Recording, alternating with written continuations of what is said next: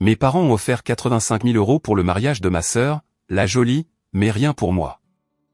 Puis, le témoin s'est levé pour son discours et a révélé ce que ma sœur avait fait avec le frère du marié. Maman a agrippé le bras de papa, tu le savais? Je m'appelle Amélie Dubois et j'ai 29 ans. J'ai passé toute ma vie à être qualifiée de la moche par mes propres parents. L'oublier, le plan de secours, la fille dans laquelle ils n'ont jamais pris la peine d'investir. Il y a 6 mois, ma sœur Sophie s'est mariée. Mes parents ont dépensé 85 000 € pour son mariage. La robe seule a coûté 15 000 €. Quand j'ai mentionné qu'Antoine et moi prévoyions aussi de nous marier, ma mère m'a regardé comme si j'avais raconté une blague. Ma chérie, a-t-elle dit, penses-tu vraiment que quelqu'un viendrait? Sophie est la jolie. Nous devons investir judicieusement. Alors, je me suis assise au dernier rang, siège 299 sur 300 invités. Je ne m'attendais pas à ce que quoi que ce soit change ce jour-là. Mais ensuite, le témoin du marié s'est levé pour son discours et tout ce que je pensais savoir sur ma parfaite sœur s'est effondré. Tout a commencé il y a 3 ans, quand ma sœur a ramené Maxime à la maison pour la première fois. Grandir chez les Dubois signifiait comprendre sa place très tôt. Sophie était le soleil. J'étais ce qui orbitait autour d'elle, à peine visible dans son éclat. Ma mère, Diane, avait été candidate à des concours de beauté dans sa vingtaine. Elle n'a jamais gagné. Elle a failli y arriver 2 fois, aimait-elle nous le rappeler, mais elle a déversé tous ses rêves inassouvis sur ma sœur aînée. Sophie avait les cheveux blonds, les yeux bleus, la structure osseuse qui faisait que les inconnus s'arrêtaient pour la dévisager. À 6 ans, elle participait déjà à des concours de mini-miss à travers la région. Moi? J'avais les cheveux bruns, les yeux bruns, un visage que ma mère a un jour décrit comme assez agréable. Tu es jolie à ta manière, me disait-elle en lissant mes cheveux, tandis que ses yeux dérivaient vers Sophie qui s'entraînait à saluer dans le miroir. Tout le monde n'a pas besoin d'être belle. J'ai appris à disparaître. Pendant que Sophie accumulait les trophées et les écharpes, j'accumulais les livres. Pendant que ma mère la conduisait à des concours chaque week-end, je me rendais seul à la bibliothèque. Quand j'ai été inscrite au tableau d'honneur en 4e, personne n'est venu à la cérémonie. Ils étaient au concours régional de Sophie. On fêtera ça quand tu rentreras, m'a promis papa au téléphone. Ils ont oublié. J'ai trouvé nos albums de photos de famille une fois, rangés dans le placard du couloir. 47 pages dédiées à Sophie. Chaque concours, chaque récital, chaque étape importante. 3 pages pour moi, une photo de bébé, une photo de maternelle, une photo embarrassante de la remise des diplômes du collège où la moitié de mon visage était coupée. J'ai compté 2 fois, pensant avoir manqué quelque chose. Ce n'était pas le cas. Ma mère vivait à travers Sophie parce que Sophie était tout ce qu'elle avait voulu être, et moi, j'étais juste là. L'autre fille, celle qui n'avait pas besoin d'investissement. Je me disais que ça n'avait pas d'importance. Je me disais que j'allais bien. J'avais 29 ans avant de réaliser que je m'étais menti. Maxime Laurent est entré dans nos vies lors d'un gala de charité il y a 3 ans. Sophie y était en tant qu'influenceuse. Elle avait bâti une communauté d'1 demi-million de personnes qui la regardaient appliquer du rouge à lèvres et parler de bien-être. Maxime était là parce que sa famille avait financé tout l'événement. La famille Laurent. La vieille fortune. Le genre de richesse qui n'a pas besoin de s'annoncer. Quand Sophie l'a ramenée pour le dîner du dimanche, ma mère a failli s'évanouir. Un Laurent, a-t-elle chuchoté à mon père dans la cuisine, en lui agrippant le bras. Tu imagines notre Sophie avec un Laurent?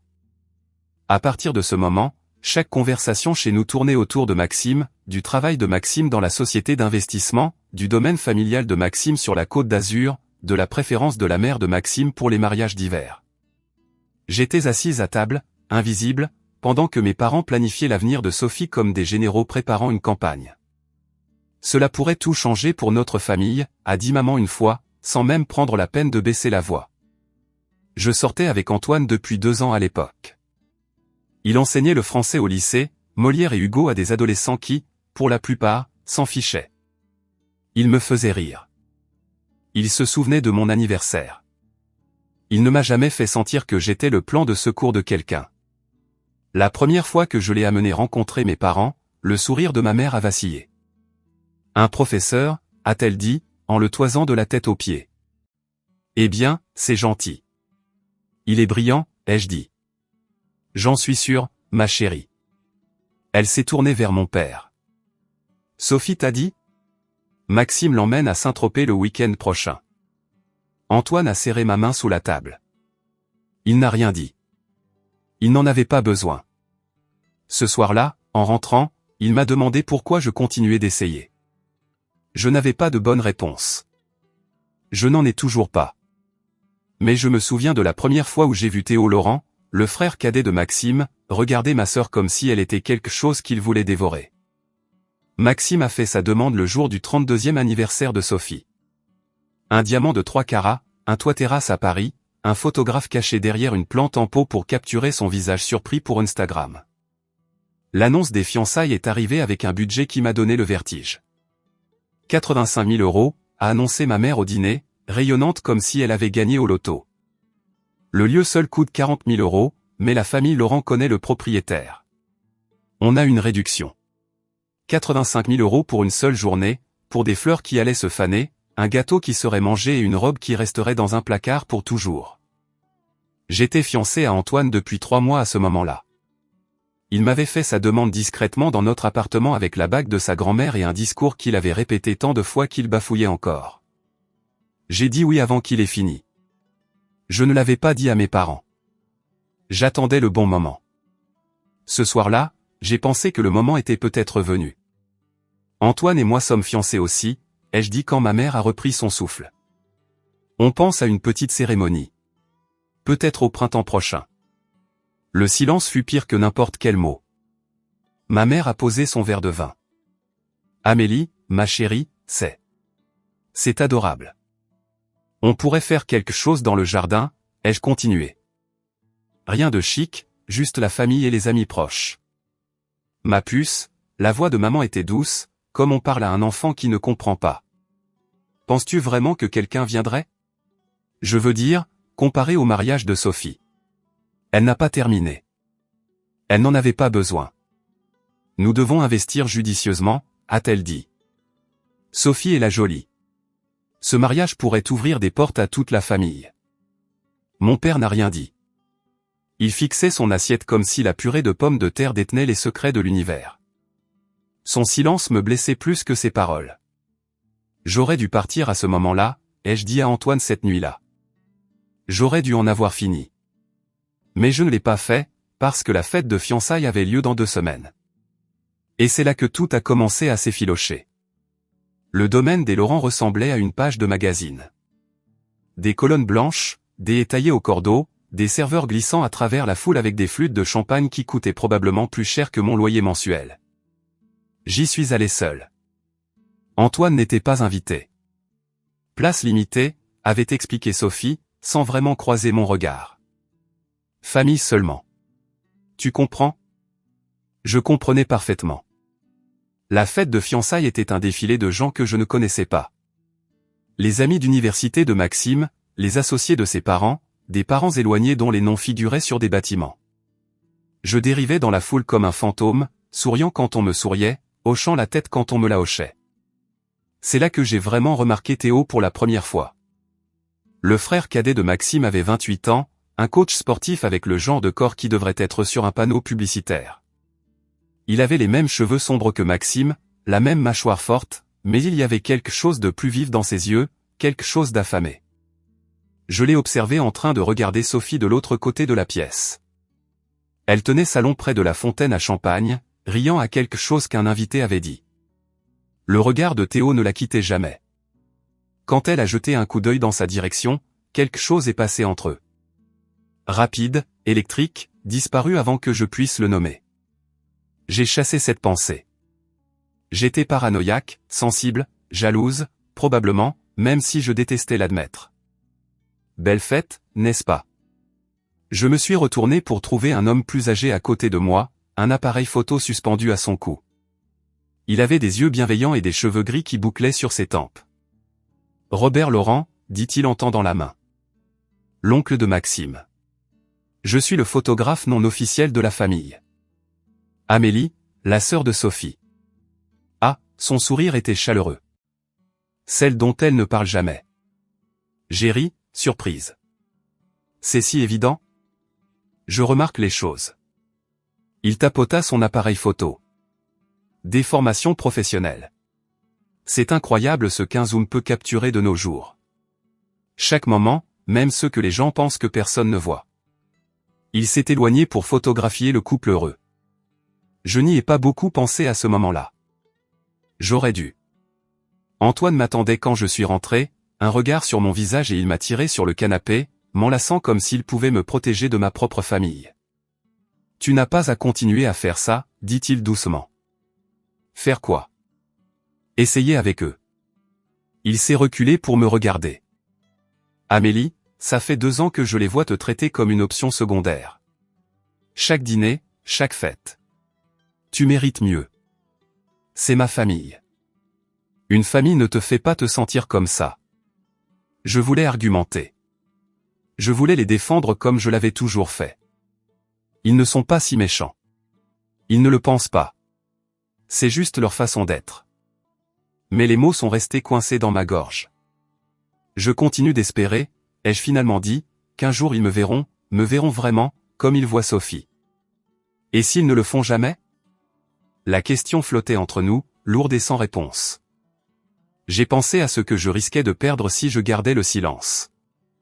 Mon respect de moi-même, certainement. Ma relation avec Antoine, car combien de temps pourrait-il me regarder être traité ainsi avant de cesser de me respecter, moi aussi? Ma chance de trouver la paix, de construire une vie qui ne soit pas dans l'ombre de l'éclat de ma sœur. Antoine m'a demandé en mariage il y a 3 mois, ai-je dit soudainement. Je ne leur ai pas dit. J'avais peur de leur dire parce que je savais qu'ils me feraient sentir que ça n'avait pas d'importance, que je n'ai pas d'importance. Il est resté silencieux un long moment. Tu comptes pour moi, a-t-il dit. Tu seras toujours mon premier choix. J'ai pleuré alors, de gros sanglots les que j'avais retenus pendant 29 ans. C'est la dernière fois, lui ai-je promis. Le mariage, j'irai. Je regarderai Sophie avoir sa journée parfaite, et puis j'en aurai fini. Nous construirons notre propre vie loin d'eux. 3 mois jusqu'au mariage, 3 mois à endurer. Mais le destin, comme il s'est avéré, avait d'autres plans. La fête prénuptiale a eu lieu dans un hôtel de charme du centre-ville. 20 des amis les plus proches de Sophie, des influenceuses, des mondaines, des femmes aux cheveux parfaits et aux sourires acérés. Je suis arrivé tôt pour aider à installer, comme on me l'avait demandé. Pas en tant qu'invité, mais en tant qu'aide. Peux-tu arranger la table des cadeaux, m'a demandé Sophie sans me regarder. Et assure-toi que les amuse-gueules sortent à l'heure. Tu sais comment sont les traiteurs. Bien sûr. J'ai passé la première heure à ajuster les centres de table et à diriger le personnel. Quand je me suis finalement assise avec une assiette de sandwich au concombre intact, une des amies de Sophie s'est approchée. Tu es la sœur, n'est-ce pas? Elle avait des extensions jusqu'à la taille et des cils qui pourraient attiser un petit feu. Vous êtes si différentes. Sophie est apparue à côté d'elle, champagne à la main. On nous le dit souvent. Vous devez être si excité pour elle. J'ai souri. Ravi. Amélie est ma petite aide d'aujourd'hui. Sophie m'a tapoté l'épaule. C'est l'organisée de la famille. Organisée, pas belle, pas brillante. Organisée, la fille qui arrange les tables de cadeaux. Je vais voir où en sont les amuse-gueules, ai-je dit. Vous voyez, la voix de Sophie m'a suivi. Toujours si serviable. J'étais à mi-chemin de la cuisine quand j'ai jeté un coup d'œil en arrière. Sophie avait son téléphone sorti, caché sous la nappe. Elle tapait rapidement, un sourire secret jouant sur ses lèvres, le genre de sourire qui n'avait rien à voir avec l'organisation d'un mariage. Je connaissais ce sourire. Je l'avais porté moi-même au début avec Antoine, quand chaque texto de lui était comme un cadeau. Mais Maxime était de l'autre côté de la ville pour son enterrement de vie de garçon. Alors, qui faisait sourire la mariée comme ça? J'ai chassé cette pensée. J'étais paranoïaque, je voyais des problèmes là où il n'y en avait pas. Mais cette nuit-là, je n'ai pas pu dormir.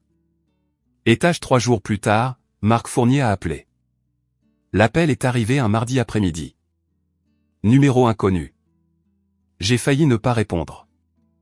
Est-ce que je parle à Amélie Dubois? La voix était masculine, contrôlée, avec une nuance de quelque chose que je ne pouvais pas identifier. De l'urgence peut-être, ou de la colère? Qui demande? Marc Fournier. Je suis le témoin de Maxime. Nous nous sommes brièvement rencontrés à la fête de fiançailles. Je me souvenais vaguement de lui. Grand, sérieux, observant la foule avec les yeux perçants de quelqu'un qui gagne sa vie en posant des questions. Maxime avait mentionné qu'il était journaliste. Nous devons parler, dit-il, à propos de Maxime. Je connais à peine Maxime. C'est ça le problème. Une pause. Lui non plus ne le connaît pas. Les mots flottaient là, étranges et menaçants. Je ne suis pas sûr de ce que vous. Pouvons-nous nous rencontrer? Quelque part de discret. Il y a quelque chose que vous devez savoir. Quelque chose à propos de votre sœur. Mon estomac s'est noué. Quoi à son sujet? Pas au téléphone, s'il vous plaît. Chaque instinct me disait de raccrocher, de ne pas m'en mêler, de laisser ce qui se passait entre Sophie et qui que ce soit d'autre ne pas me concerner. Mais ce sourire secret à la fête prénuptiale. Demain, m'entendis-je dire. Le café à l'angle de la rue de Rivoli et de la rue du Louvre, à 15h. J'y serai. Il a raccroché avant que je puisse changer d'avis. Antoine m'a trouvé fixant mon téléphone 20 minutes plus tard. C'était qui? Le témoin de Maxime. J'ai posé le téléphone. Il dit qu'il doit me dire quelque chose sur Sophie. Quel genre de chose? Je ne sais pas encore. Antoine s'est assis à côté de moi, l'inquiétude gravée sur son visage. Amélie, quoi que ce soit, tu n'as pas à t'impliquer. Je sais. Mais quelque chose en moi, la partie qui était restée silencieuse pendant 29 ans, la partie qui avait regardé et attendu et ne s'était jamais exprimée, cette partie voulait savoir. Pour une fois, je voulais savoir ce qui se passait vraiment. Marc attendait déjà quand je suis arrivé, penché sur un café noir comme s'il contenait des réponses qu'il ne pouvait trouver nulle part ailleurs. De près, il avait l'air fatigué, du genre de fatigue qui vient quand on sait quelque chose qu'on préférerait ignorer. Merci d'être venu. Il a désigné le siège en face de lui. Je n'étais pas sûr que vous viendriez.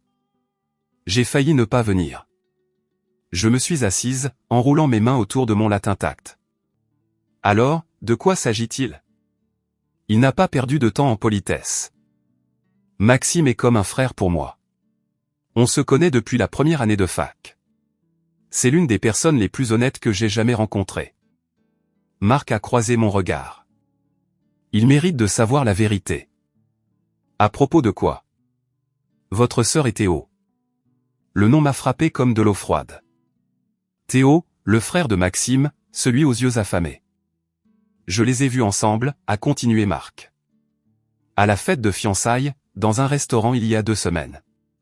Le mois dernier, j'ai vu Sophie quitter l'immeuble de Théo à 2h du matin. Ça ne veut rien dire. Je sais ce que j'ai vu. J'ai pensé au sourire secret de Sophie, à la façon dont Théo l'avait regardé de l'autre côté de la pièce. Pourquoi me dites-vous ça? Parce que Maxime ne m'écoutera pas. Il pense que je suis paranoïaque, surprotecteur. Marc s'est penché en avant. Mais vous êtes sa sœur. Vous avez peut-être remarqué quelque chose. N'importe quoi. La fête prénuptiale, le téléphone caché, le texto qu'il avait fait rayonner. Je ne sais rien de certain, dis-je prudemment. Mais vous avez vu quelque chose. J'ai hésité. Peut-être. Alors aidez-moi. Sa voix s'est légèrement brisée. Aidez-moi à le sauver d'épouser quelqu'un qui lui ment. J'aurais dû dire non. J'aurais dû partir. Laisser les cartes tomber où elles le devaient. Au lieu de ça, j'ai demandé, qu'est-ce que vous prévoyez de faire exactement? Tout ce qu'il faudra. Le mariage était dans 8 semaines, et je venais de mettre le pied dans quelque chose dont je ne pouvais plus sortir. Le dîner de répétition a eu lieu dans un salon privé de l'un des plus anciens restaurants de la ville. Boiserie sombre, lustre en cristal, le genre d'élégance discrète qui chuchotait la vieille fortune. J'étais assise au bout de la table entre 2 tantes âgées de Maxime, qui n'arrêtaient pas d'oublier mon nom. Pendant une accalmie entre les plats, je me suis excusé et j'ai erré vers le fond de la pièce où Robert Laurent se tenait seul, faisant défiler les photos sur son appareil. Vous faites de belles prises, ai-je demandé. Il a levé les yeux, surpris, puis a souri. Amélie, la sœur invisible. Vous vous en souvenez? Je vous ai dit que je remarquais les choses. Il a tourné l'appareil vers moi, montrant l'écran LCD. Vous voulez voir? Il a cliqué sur des dizaines d'images. Sophie riant avec Maxime, mes parents rayonnants, des toasts au champagne et des gros plans à la lueur des bougies. Puis il s'est arrêté sur une photo. Le sourire a disparu de son visage, sa mâchoire s'est crispée presque imperceptiblement. Quelque chose ne va pas, ai-je demandé. Certains moments ne devraient pas être capturés, a-t-il marmonné, plus pour lui-même que pour moi. Il a cliqué pour passer à la suivante avant que je puisse voir, mais j'ai eu un aperçu. 2 silhouettes blotties dans ce qui semblait être un coin ombragé. Proche. Trop proche. Oncle Robert. La voix de Maxime a traversé la pièce. Viens prendre une photo de nous avec papa et maman. Robert a forcé un sourire. Le devoir m'appelle. Il est parti, mais ces mots résonnaient dans ma tête. Certains moments ne devraient pas être capturés. J'ai trouvé Marc de l'autre côté de la pièce, en pleine conversation avec l'un des garçons d'honneur. Nos regards se sont croisés brièvement. Il m'a fait un signe de tête presque imperceptible. Plus tard, en marchant vers ma voiture, mon téléphone a vibré. Marc. Robert a vu quelque chose. J'en suis sûr. J'essaie de le faire parler. J'ai fixé le message pendant un long moment.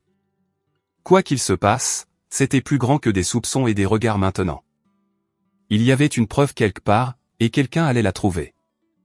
Une semaine avant le mariage, Marc a de nouveau appelé. Je l'ai, dit-il sans préambule. Tout ce dont nous avons besoin. Mon cœur battait la chamade contre mes côtes. Que veux-tu dire par tout? Robert a coopéré. Il y a une vidéo de la fête de fiançailles et j'ai des captures d'écran de textos entre Sophie et Théo. Des mois de messages. C'est grave, Amélie. Je me suis effondré sur mon canapé, le téléphone pressé contre mon oreille. Comment as-tu eu les messages? L'ex-petite amie de Théo. Elle les a trouvés sur son iPad et a gardé des copies quand elle a soupçonné qu'il la trompait. Un rire amer. Il s'avère qu'elle avait raison, mais pas avec qui elle pensait. Une partie de moi voulait voir. Une partie de moi voulait prétendre que cette conversation n'avait jamais eu lieu. Qu'est-ce que tu vas faire? Ça dépend. Marc a fait une pause. Veux-tu que j'arrête ça? Je peux aller voir Maxime ce soir. Tout lui montrer. Le mariage n'aura pas lieu. J'ai fermé les yeux, imaginant les retombées, les visages de mes parents, la rage de Sophie, les accusations qui finiraient inévitablement par retomber sur moi. Non, ai-je finalement dit. Ne montre rien à Maxime. Amélie, je ne peux pas être celle qui détruit tout ça. Si Maxime l'apprend, il doit l'apprendre de quelqu'un d'autre. Je ne peux pas être la sœur jalouse qui a tout gâché. Un silence s'est étiré entre nous. Je comprends, dit Marc doucement. Mais je ne peux pas le laisser l'épouser.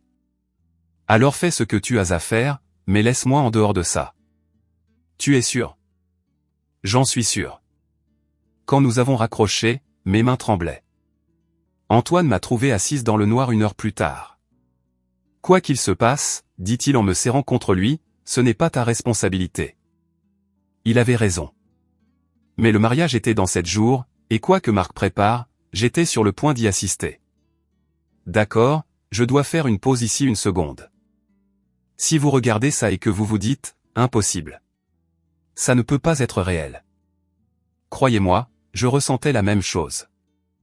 Je n'arrêtais pas d'espérer que je me trompais sur tout. Que Marc se trompait. Si vous êtes investi dans ce qui va suivre, veuillez prendre un moment pour liker et vous abonner. Votre soutien compte plus que vous ne l'imaginez. Maintenant, laissez-moi vous raconter ce qui s'est passé au mariage, car c'est là que tout a changé. Le matin du mariage de Sophie s'est levé gris et humide, le genre de temps qui fait friser les cheveux et rend les photographes nerveux. Vers midi, les nuages s'étaient juste assez dissipés pour laisser passer une pâle lumière du soleil. Parfait, disait tout le monde, pour les photos. Le domaine de Valmont s'étendait sur 5 hectares de terrains entretenus. Sa grande salle de bal était conçue pour accueillir 400 invités confortablement. Aujourd'hui, elle accueillerait 300 personnes venues assister à l'union de Sophie Dubois et Maxime Laurent. Je suis venu seul. Antoine avait proposé de me conduire, d'attendre sur le parking, d'être là quand j'aurais besoin de partir. Mais son nom ne figurait sur aucune invitation. Place limitée, avait de nouveau expliqué Sophie, sa voix tendue d'insincérité. Mon petit ami depuis 2 ans ne valait pas une chaise pliante. J'ai trouvé ma place au fond de la salle de bal, presque contre le mur. Rangée 15, siège 23. 299e invité sur 300. J'aurais pu en rire si ça ne m'avait pas autant piqué. La salle s'est remplie lentement. Des femmes en robe de créateur, des hommes en costume sur mesure, la subtile compétition de la richesse pleinement affichée. Je ne reconnaissais presque personne. Puis j'ai vu Marc. Il se tenait à l'avant avec les autres garçons d'honneur, ajustant son nœud papillon. Il avait l'air calme, trop calme, comme un homme qui avait déjà fait la paix avec ce qu'il s'apprêtait à faire. Nos regards se sont croisés par-dessus la mer d'invités. Il a hoché la tête une fois, presque imperceptiblement. Mon estomac s'est serré. Théo était aussi dans la file des garçons d'honneur. 3e en partant de la gauche. Même d'ici, je pouvais voir la sueur perler sur son front. Sa cravate semblait trop serrée. Son sourire semblait trop forcé. Il savait que quelque chose n'allait pas. Il ne savait juste pas quoi. Le quatuor à cordes a commencé à jouer et 300 têtes se sont tournées vers l'entrée. La mariée arrivait. Sophie est apparue dans l'embrasure de la porte comme une vision sortie d'un magazine de mariage. La robe était tout ce dont ma mère avait rêvé. 15 000 € de dentelle cousue main, une traîne cathédrale qui semblait s'étirer à l'infini. Un voile si délicat qu'il ressemblait à de la brume matinale. Sophie flottait le long de l'allée au bras de notre père, son sourire radieux, ses yeux fixés sur Maxime à l'autel. Ma mère pleurait déjà. N'est-elle pas magnifique, a chuchoté quelqu'un derrière moi. Époustouflante, a convenu une autre voix. Comme une princesse. J'ai regardé mon père remettre Sophie à Maxime. Son visage brillait de fierté. Le genre de fierté que j'avais passé une vie à essayer de mériter. Maman serrait son mouchoir, épongeant des larmes qui attendaient de couler depuis 20 ans. Leur fille parfaite. Leur moment parfait. À l'hôtel, Maxime a pris les mains de Sophie. Son visage était ouvert, confiant, plein d'un amour si sincère que ma poitrine s'est serrée. Il n'avait aucune idée. Aucune idée que la femme en blanc lui mentait depuis des mois. Aucune idée que son propre frère connaissait le goût de ses lèvres. Moi, Maxime, je te prends, Sophie, pour être ma femme, dit-il, la voix ferme, pour t'avoir et te garder, à partir de ce jour. Pour être honnête et fidèle. Honnête. Fidèle. L'ironie ne m'a pas échappé. Sophie a répété ses vœux sans un tremblement, sans une once de culpabilité. Elle était douée. Elle avait toujours été douée pour jouer la comédie. Je vous déclare maintenant mari et femme. La foule a éclaté en applaudissements. 300 personnes célébrant un mensonge. J'ai applaudi aussi. Que pouvais-je faire d'autre? Mais alors que les nouveaux mariés remontaient l'allée, j'ai surpris l'expression de Théo, blanc comme un linge, transpirant à travers son costume coûteux. Quoi qu'il arrive, il le sentait aussi. Nous le sentions tous. Nous ne savions juste pas à quel point c'était proche. La réception a eu lieu dans la grande salle de bal, transformée en un pays des merveilles de roses blanches et de chandelles. Des lustres en cristal projetaient des prismes doux sur la piste de danse où Sophie et Maxime se balançaient pour leur première danse. J'étais assise à une table près du fond avec des invités que je ne connaissais pas. Personne ne s'est présenté. Personne ne m'a demandé mon nom. Puis ma mère a pris le micro. Je veux dire quelques mots sur ma magnifique fille. La salle s'est tue. Diane Dubois se tenait au centre de l'attention, exactement là où elle avait toujours voulu être. Sophie a été ma fierté et ma joie depuis sa naissance. Je savais qu'elle était spéciale. Je savais qu'elle était destinée à de grandes choses. La voix de maman s'est brisée avec une émotion répétée. Et maintenant, en la voyant avec Maxime, je sais que tous mes rêves pour elle se sont réalisés. Les invités ont murmuré leur approbation. Mon père rayonnait. Et bien sûr, a continué maman, balayant la salle du regard, mon autre fille est ici quelque part. Amélie, fais un signe d'où que tu sois. 299 visages se sont tournés, cherchant.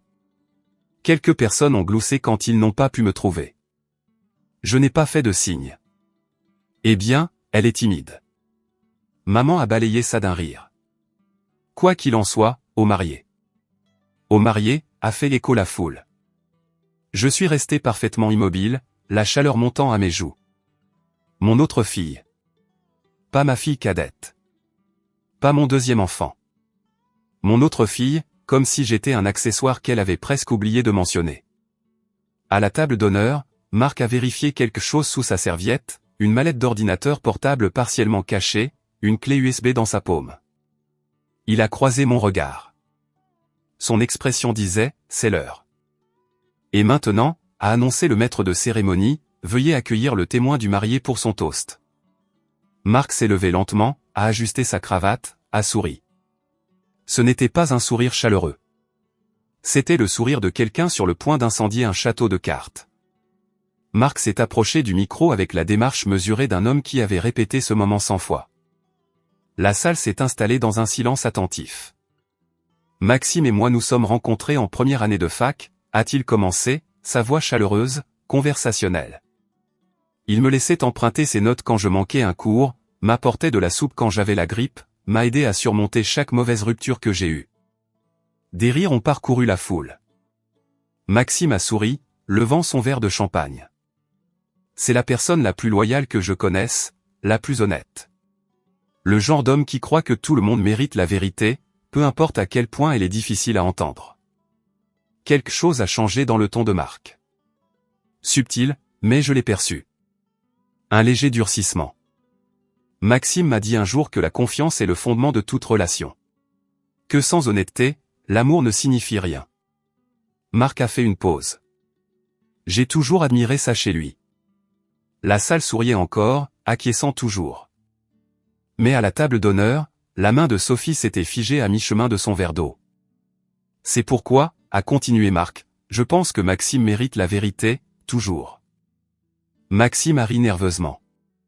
Tu deviens un peu sérieux là, mon pote. Je suis sérieux. Les yeux de Marc se sont fixés sur ceux du marié, d'un sérieux de mort. Silence. Le quatuor à cordes avait cessé de jouer. Les serveurs se sont immobilisés en plein mouvement. 300 personnes ont retenu leur souffle sans savoir pourquoi. J'ai hésité à faire ça, a dit Marc, sa voix portant jusqu'au moindre recoin de la pièce. Pendant des semaines, je me suis demandé si c'était ma place, si je devais juste laisser les choses se faire. Il a regardé Sophie, puis Théo, dont le visage était devenu couleur de l'écaillé. Mais Maxime est mon frère dans tous les sens du terme, et il mérite de savoir avec qui il s'est marié. Le sourire de ma mère s'était figé. Le verre de champagne de mon père était suspendu en l'air. Avant de finir, a dit Marc, je pense que tout le monde mérite de voir à quoi ressemble le véritable amour. L'écran géant derrière la table d'honneur a scintillé. Au début, j'ai cru que ça faisait partie du diaporama prévu. Des photos de Maxime et Sophie, leur histoire d'amour en images.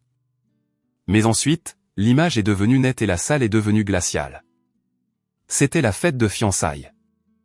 Le coin du jardin du domaine des Laurent, partiellement caché par des haies. 2 silhouettes pressées l'une contre l'autre dans l'ombre. Une femme en robe champagne. Un homme aux cheveux sombres. Sophie et Théo s'embrassant comme s'ils l'avaient fait 1000 fois auparavant. Des halètements ont parcouru la foule comme une vague. Quelqu'un a laissé tomber un verre de champagne. Il s'est brisé sur le sol en marbre. Le son était absurdement fort dans le silence stupéfait. Qu'est-ce que c'est que ça? La voix de Maxime est sortie étranglée, méconnaissable. La vidéo a changé. Des captures d'écran maintenant, des messages textes agrandis pour que les 300 invités puissent les lire. Théo, je n'arrête pas de penser à la nuit dernière. Sophie, moi non plus. Quand est-ce que je peux te revoir? Théo, c'est de la folie. C'est mon frère. Sophie, il n'a pas besoin de savoir. Personne n'a besoin de savoir. Les messages continuaient. Des dates s'étalant sur des mois. Des détails qui ne laissaient aucune place à l'imagination. Sophie a hurlé, éteignez ça. Éteignez ça. Mais Marc n'a pas bougé vers l'ordinateur portable. L'équipe technique non plus, figée par le choc. Maxime. La voix de Marc a transpercé le chaos. Je suis désolé. Je suis tellement désolé que tu doives l'apprendre de cette façon. Mais je ne pouvais pas te laisser vivre dans un mensonge. Maxime s'est levé lentement. Son visage était blanc, ses mains tremblaient. Il s'est tourné vers sa mariée, sa femme depuis moins d'une heure. Dis-moi que c'est faux, a-t-il murmuré. Dis-moi que c'est photoshopé. Dis-moi quelque chose. La bouche de Sophie s'est ouverte, s'est refermée, s'est rouverte. Aucun mot n'est sorti. Et dans ce silence, 300 invités ont compris exactement ce dont ils étaient témoins. Le mariage parfait était devenu le parfait cauchemar. La salle de bal a sombré dans le chaos. Maxime s'est jeté par-dessus la table vers Théo. Les verres de champagne ont volé. Les arrangements floraux se sont éparpillés. Il a fallu 3 garçons d'honneur pour le retenir. Et même alors, son poing a heurté la mâchoire de Théo assez fort pour l'envoyer au sol. Mon propre frère. La voix de Maxime s'est brisée, brute de trahison. Mon propre frère. Théo a reculé en rampant, les mains levées. Maxime, écoute-moi. Ça ne voulait rien dire. Des mois? Il y a des mois de messages. Sophie s'est jetée entre eux, le mascara coulant sur son visage. Maxime, s'il te plaît. S'il te plaît, laisse-moi juste expliquer. C'était une erreur. Une terrible erreur. Maxime l'a repoussée comme si elle n'était pas là. Ne me touche pas. Ne me touche plus jamais. Maxime, on est mariés depuis 45 minutes. Son rire était creux, brisé. 45 minutes et je veux déjà le divorce. Les invités se dirigeaient vers les sorties. Certains regardaient, fascinés par l'horreur. Les téléphones levés pour capturer les décombres. D'autres fuyaient comme si le bâtiment était en feu. Madame Laurent, la mère de Maxime, s'était effondrée sur une chaise, son mari l'éventant frénétiquement. Elle n'arrêtait pas de murmurer « Non, non, non », comme une prière déjà exaucée. Théo s'est relevé en titubant, du sang coulant de sa lèvre. « Maxime, je suis désolé. Je suis tellement désolé. Sors. » La voix de Maxime était maintenant d'un calme mortel. « Sors avant que je fasse quelque chose que nous regretterons tous les deux. » 2 des garçons d'honneur ont escorté Théo vers la sortie de service. Il n'a pas résisté. Il n'a pas regardé en arrière. Et Sophie, la parfaite, la belle Sophie, se tenait seule au milieu de sa robe à 15 000 €, regardant tout ce qu'elle avait construit s'effondrer autour d'elle. Pendant un instant, juste un instant, j'ai presque eu pitié d'elle. Puis je me suis souvenu de chaque mot cruel, de chaque regard dédaigneux, de chaque fois qu'elle m'avait fait sentir que je n'étais rien. L'instant est passé. Dans le chaos, j'avais presque oublié mes parents. Je les ai trouvés près de la table d'honneur, figés comme des statues dans un ouragan. La poigne de ma mère sur le bras de mon père était si forte que ses jointures étaient devenues blanches, ses ongles manucurés laissant des croissants dans la manche de sa veste. « Tu savais ?» Sa voix tremblait, à peine au-dessus d'un murmure. « Richard, tu savais pour ça ?» Non. Le visage de mon père était gris. Il avait vieilli de 10 ans en 10 minutes. Non, je ne savais pas. Je le jure devant Dieu, je ne savais pas. Notre Sophie. La voix de maman s'est brisée. Notre parfaite Sophie. Elle s'est interrompue, incapable de finir, incapable de réconcilier la fille qu'elle avait vénérée pendant 32 ans avec la femme qui venait de détruire son propre mariage. Puis ma mère m'a vu. Nos regards se sont croisés à travers le chaos, les pétales de roses éparpillés, les chaises renversées, les invités sous le choc. Elle s'est avancée vers moi comme une somnambule. Amélie. Elle m'a attrapé par les bras, ses doigts s'enfonçant. Tu savais, n'est-ce pas? Tu savais quelque chose. Je n'ai pas bronché. Je m'en doutais. Alors pourquoi ne nous as-tu rien dit? Pourquoi ne nous as-tu pas prévenus? La question flottait dans l'air, si absurde que j'ai failli rire. M'auriez-vous cru, ai-je demandé doucement. Bien sûr que je t'aurais cru. Vraiment? J'ai rencontré son regard, stable et sans faille.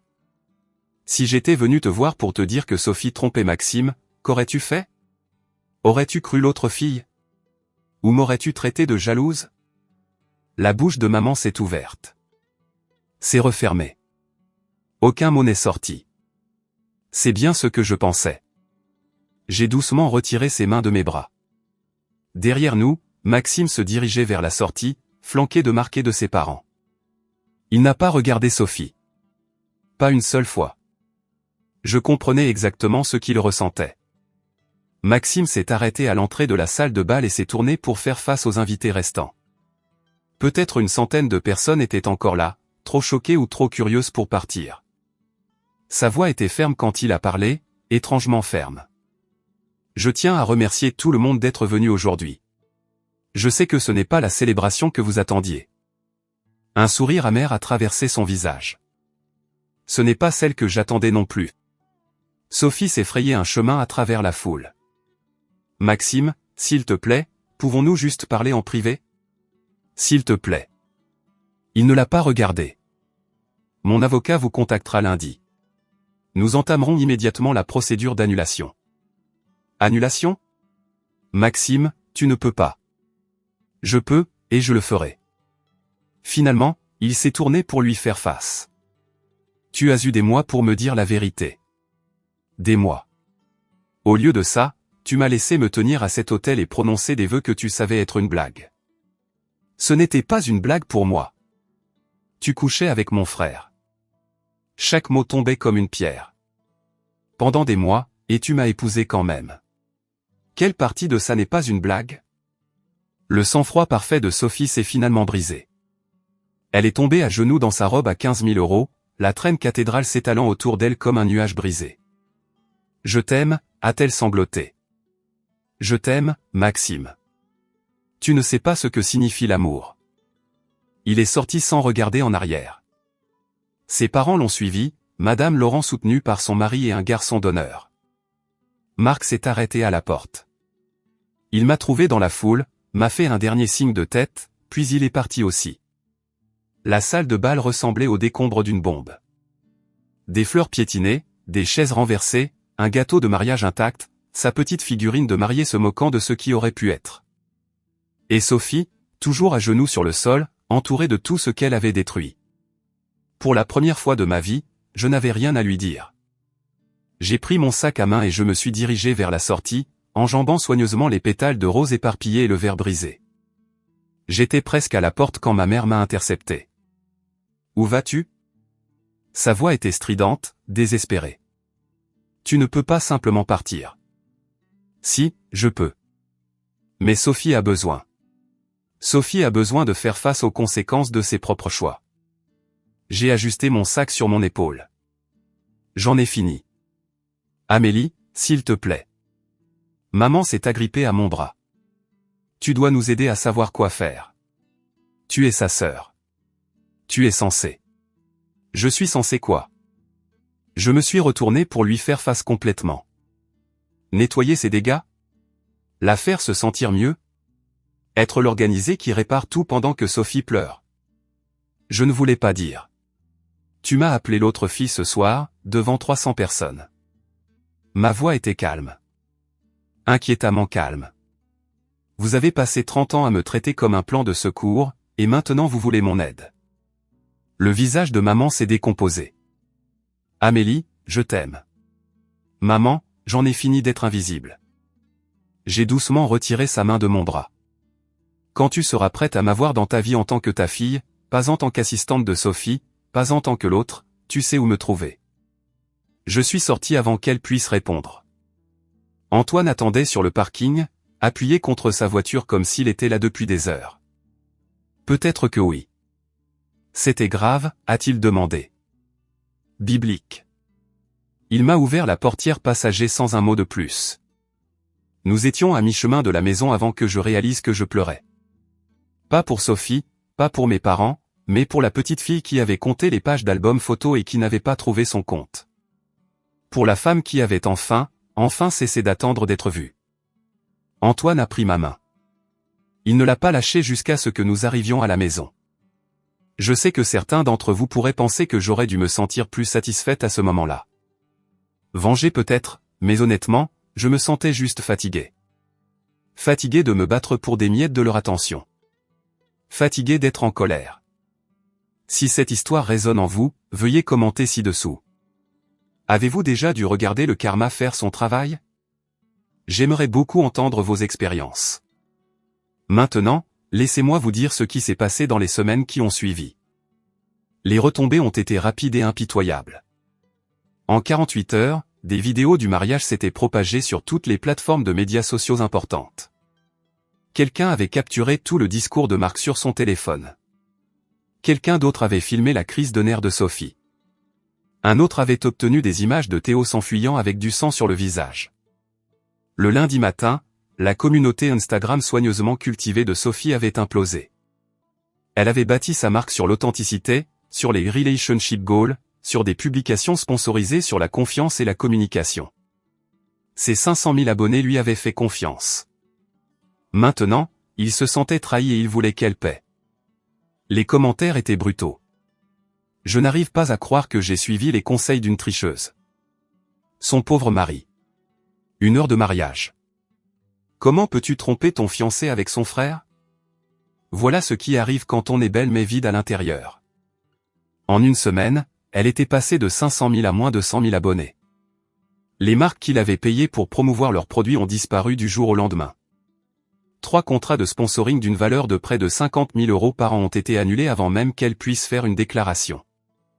L'appartement qu'elle partageait avec Maxime, le luxueux gratte-ciel qu'il payait, n'était plus à elle. Elle avait 72 heures pour récupérer ses affaires. Mes parents sont allés en ville pour l'aider à déménager. Ils sont revenus avec une voiture pleine de vêtements de marque et une fille qui n'arrêtait pas de pleurer. Sophie est retournée dans sa chambre d'enfant à 32 ans. Et Théo, il a été discrètement effacé de la famille Laurent. Il travaillait dans une salle de sport détenue en partie par un fonds familial des Laurent. Cela s'est terminé immédiatement. Aux dernières nouvelles, il avait déménagé dans le sud-ouest. Nouveau départ, nouveau nom sur ses profils sociaux. La Jolie et le frère en or. Regardez jusqu'où ils étaient tombés. 2 semaines après le mariage, ma mère a appelé. J'ai failli ne pas répondre, mais quelque chose en moi, la partie qui n'avait jamais complètement perdu espoir, m'a fait accepter. Amélie. Sa voix semblait différente, plus petite. J'ai besoin de te parler. À propos de quoi? Une longue pause. J'ai beaucoup réfléchi. À propos de Sophie. À propos de tout. J'ai attendu. Je ne l'ai pas vue. Elle a continué, sa voix se brisant. Toutes ces années, je n'ai pas vu qui elle était vraiment. J'étais tellement concentré sur sa beauté, son succès, son potentiel. J'ai manqué tout ce qui comptait. Maman. Laisse-moi finir. Une respiration tremblante. Je suis désolé de ne pas avoir vu la vraie Sophie. Je suis désolé de lui avoir fait confiance alors que je n'aurais pas dû. J'ai remarqué ce qu'elle ne disait pas. Et j'ai incité doucement. Et quoi? Tu es désolé de ne pas avoir vu Sophie clairement? Et moi? Es-tu désolé de la façon dont tu m'as traité pendant 30 ans? Silence. Je n'essayais pas de te faire de mal, Amélie. Je pensais juste que Sophie avait besoin de plus. Plus de quoi? Plus d'amour? Plus d'attention? Plus de mariage à 85 000 €? Ce n'est pas juste. Me traiter des autres filles devant 300 personnes non plus. Je l'ai entendu pleurer à l'autre bout du fil. Une partie de moi voulait la réconforter. Une plus grande partie refusait. Quand tu seras prête à t'excuser pour la façon dont tu m'as traité, pas seulement pour avoir fait confiance à Sophie, rappelle-moi. J'ai raccroché. 3 heures plus tard, un texto de mon père. Je suis désolé pour tout. Pas seulement pour ça. Ce n'était pas suffisant. Mais c'était la première fois qu'il le reconnaissait. Peut-être y avait-il de l'espoir. Peut-être pas. Quoi qu'il en soit, je n'allais plus attendre pour le savoir. J'avais ma propre vie à construire. Antoine et moi avons fixé une date. Pas un lieu comme le domaine de Valmont. Pas une liste d'invités de 300 inconnus. Pas une robe à 15 000 € ou une fontaine à champagne ou un quatuor à cordes. Juste un jardin, un officiant, 30 personnes qui nous aimaient vraiment. Tu es sûr de ça? A demandé Antoine, en me regardant adresser des invitations à notre table de cuisine. On pourrait faire quelque chose de plus grand. Un restaurant, peut-être un parc. J'en suis sûr, j'ai scellé une autre enveloppe. J'ai passé toute ma vie à regarder mes parents tout investir dans les moments parfaits de Sophie. Je n'ai pas besoin de perfection, j'ai besoin de réalité. Il m'a embrassé sur le front. Est-ce que j'ai mentionné une ou deux fois que je t'aime? Eh bien, voilà encore. Le travail allait bien aussi. L'entreprise d'événementiel à laquelle j'avais donné 6 ans de ma vie a finalement reconnu ce que je pouvais faire. 3 mois après le mariage de Sophie, j'ai été promue coordinatrice d'événements seniors. Plus de responsabilités, un meilleur salaire. Un bureau d'angle avec des fenêtres. Personne ne me l'a donné. Je l'ai mérité. Marc est resté en contact. Il s'était inquiété après le mariage que je lui en veuille pour le chaos. Ce n'était pas le cas. Maxime méritait la vérité et Marc la lui avait donnée.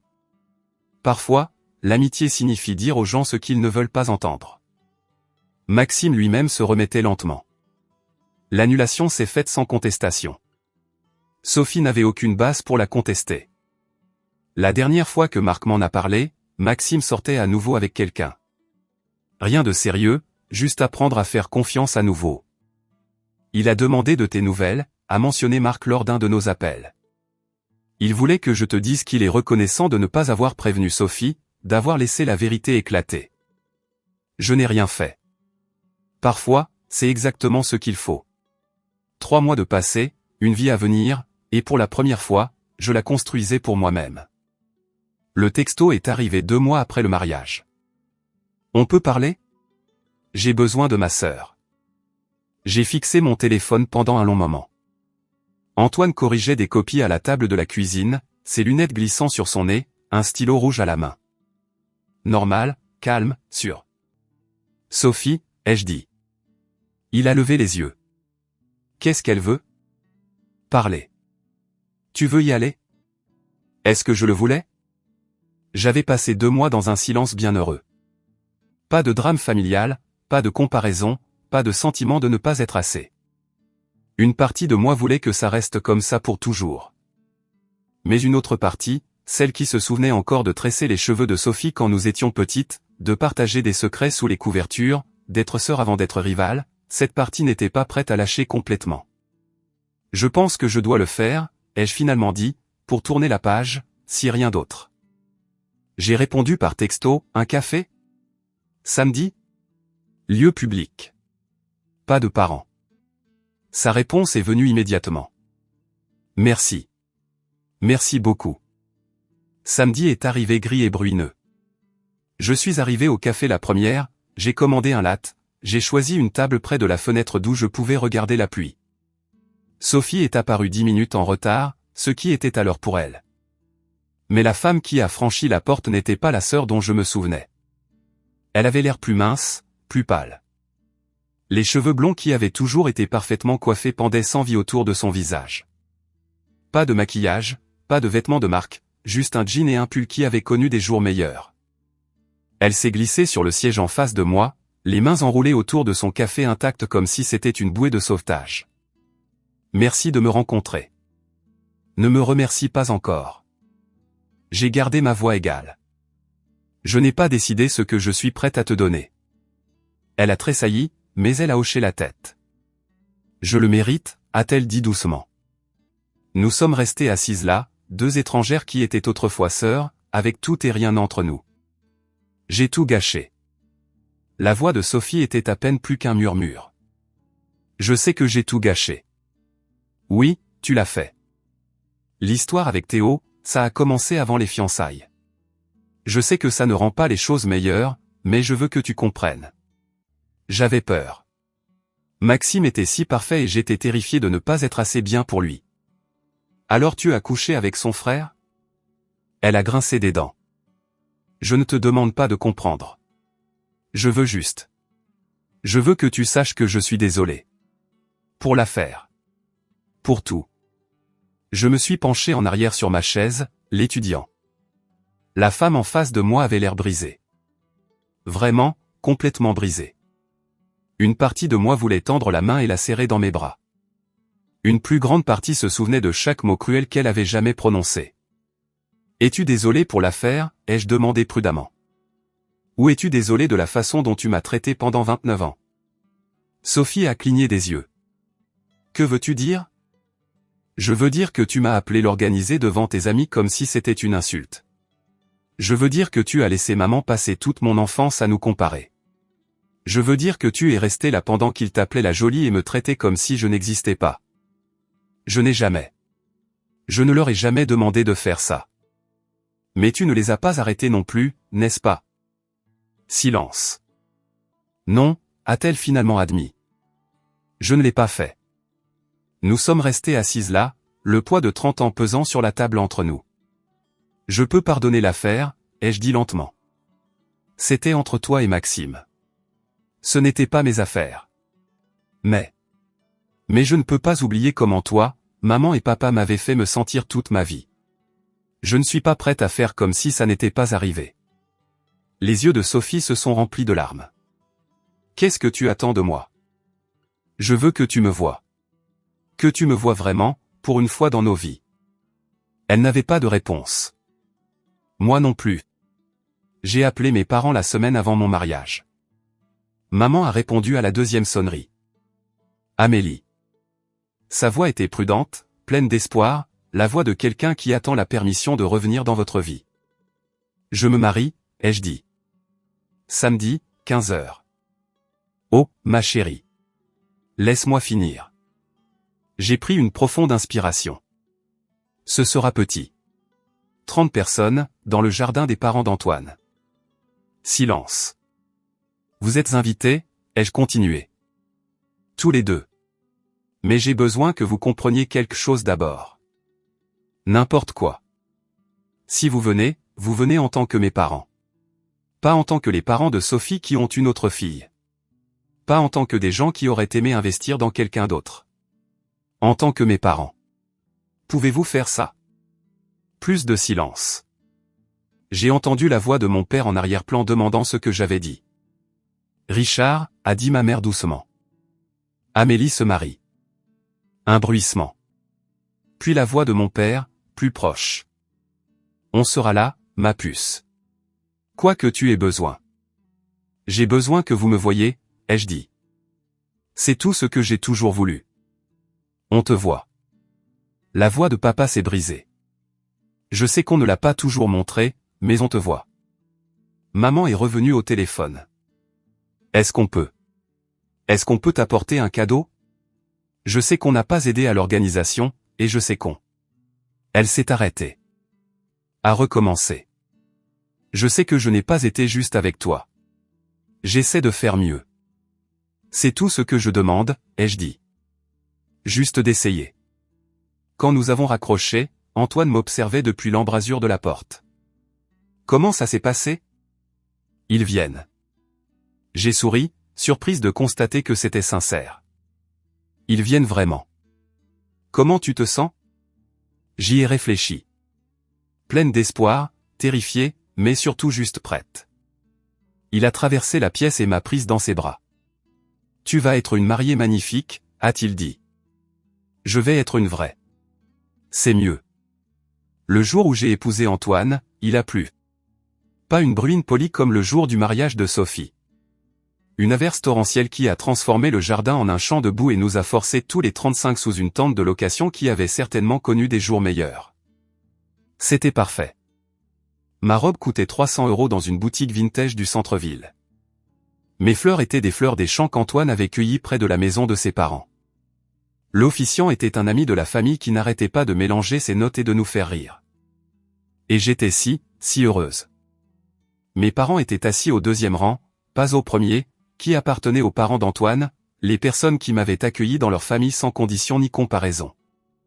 Mais ils étaient là. Maman a pleuré pendant toute la cérémonie. Papa n'arrêtait pas de se racler la gorge et de cligner des yeux. Pour une fois, je pense qu'il pleurait pour moi. Marc est venu, amenant Maxime avec lui. Il avait l'air bien, plus léger qu'à son propre mariage désastreux, comme s'il avait enfin déposé quelque chose de lourd. Il m'a serré dans ses bras avant la cérémonie. Merci, a-t-il dit simplement. Pourquoi? De ne pas être comme elle. Sophie n'était pas là. Je ne l'avais pas invitée. Nous n'étions pas prêtes pour ça. Pas encore. Mais elle avait envoyé des fleurs et une carte. J'espère que c'est le premier jour de ton ils vécurent heureux. Tu le mérites. Ce n'était pas le pardon, mais c'était peut-être un début. Quand Antoine et moi avons prononcé nos vœux, je n'ai pas pensé au lieu qui n'était pas le domaine de Valmont ou à la robe qui n'était pas de Créateur. J'ai pensé aux 35 personnes qui étaient venues sous la pluie parce qu'elles nous aimaient. Je te choisis, a dit Antoine. Aujourd'hui et chaque jour qui suivra. Je pleurais trop pour répondre correctement, mais je pense qu'il a compris. Parfois, les gens me demandent si je déteste mes parents, si je déteste Sophie. La réponse est plus compliquée qu'un oui ou un non. J'ai passé 29 ans à attendre d'être vu. À attendre que ma mère me regarde comme elle regardait ma sœur. À attendre que mon père prenne la parole une seule fois pour dire que j'étais suffisante. À attendre que Sophie reconnaisse qu'on lui avait tout donné de ce qui m'avait été refusé. Voici ce que j'ai appris. Attendre que les autres vous valident est un jeu perdant. Vous pouvez passer toute votre vie à vous produire pour un public qui regarde quelqu'un d'autre. Ou vous pouvez construire votre propre scène. Ma relation avec mes parents est toujours en cours de reconstruction. Nous dînons ensemble une fois par mois maintenant. Ils me posent des questions sur mon travail, mon mariage, ma vie. C'est parfois gênant, mais ils essaient. Et pour la première fois, cela semble suffisant. Sophie et moi nous envoyons des textos occasionnellement. Rien de profond, juste pour prendre des nouvelles. Les petites conversations hésitantes de personnes qui reconstruisent quelque chose à partir des décombres. Peut-être que nous ne serons jamais proches. Peut-être que ce n'est pas grave. Certaines blessures guérissent différemment des autres. Mais voici la chose que je veux que vous reteniez de cette histoire, si vous ne deviez en retenir qu'une, votre valeur n'est pas déterminée par qui vous aime le plus. Poser des limites n'est pas égoïste. C'est de la survie. Et parfois, la meilleure vengeance n'est pas la vengeance du tout. C'est simplement de bien vivre. Si vous êtes l'autre fille de quelqu'un, le plan de secours de quelqu'un, l'oublié de quelqu'un, sachez que vous méritez d'être le premier choix de quelqu'un. Pas parce que vous êtes la plus jolie ou la plus brillante ou la plus connectée, juste parce que vous êtes vous. J'ai toujours été visible. Ils ont juste choisi de ne pas regarder. Maintenant, je construis une vie avec des gens qui me voient clairement. Et honnêtement, ça vaut plus que n'importe quel mariage à 85 000 €. Et voilà mon histoire. Наш сервис, вы используете наш сервис, но отключили, у вас возникли какие-то технические проблемы? Да, я облысел.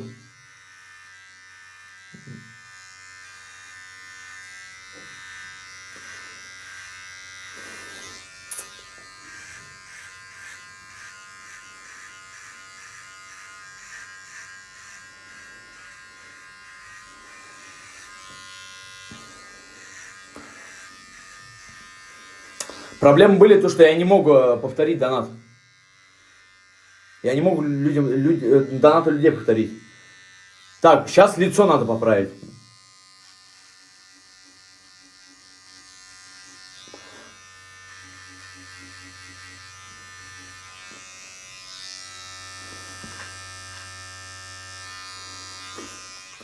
Ну что? Стоп.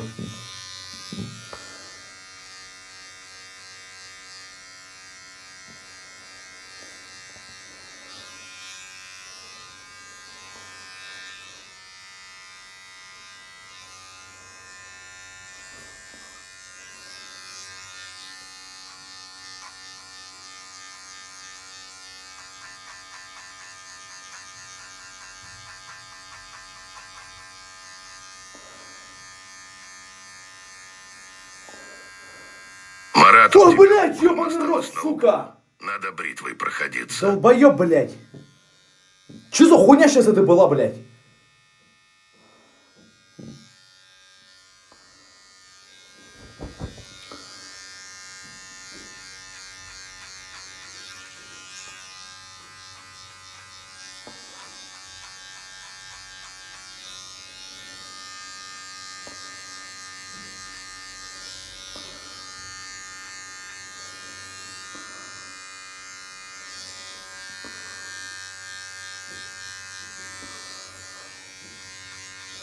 Так.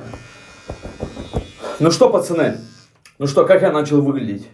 Просто вот Джейсон Стэтхэм. Не говорите. Не говорите, что я не похож на Джейсона Стэтхэма. Подождите, тут может быть плохо видно. Ну вот, тут свет есть. Блядь, света нету, подождите. Давайте вот так поверну. Вспышку оставлю. Вот. Ну как я вот выгляжу, по вашему мнению? Можете оценить от 0 до 10 баллов. Реально, без шуток, от 0 до 10 баллов. Оцените меня, пожалуйста. От 0 до 10 баллов. Оцените меня от 0 до 10 баллов, блядь. Нормально только оцените, без хуйни какой-то.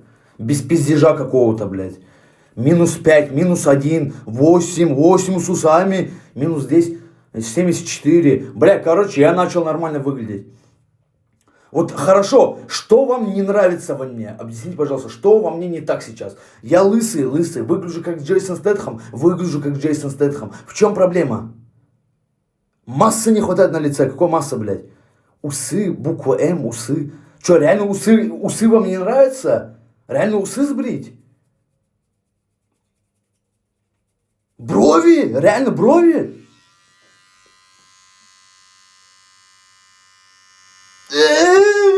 Да я шучу, долбоеба, блядь, кинь нахуй брови, блядь. Не, брови я не буду делать, брови не буду. Борода длинная, я не могу ее укоротить. Я не знаю, я ее могу испортить. Это надо в парикмахерскую идти.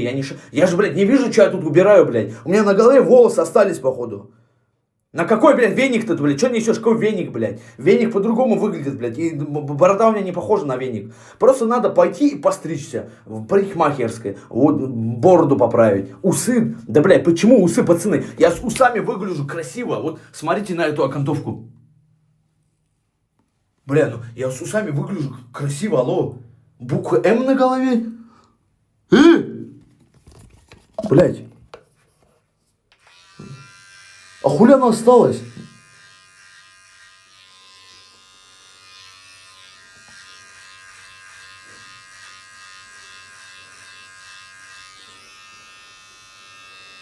Бля, она не уходит.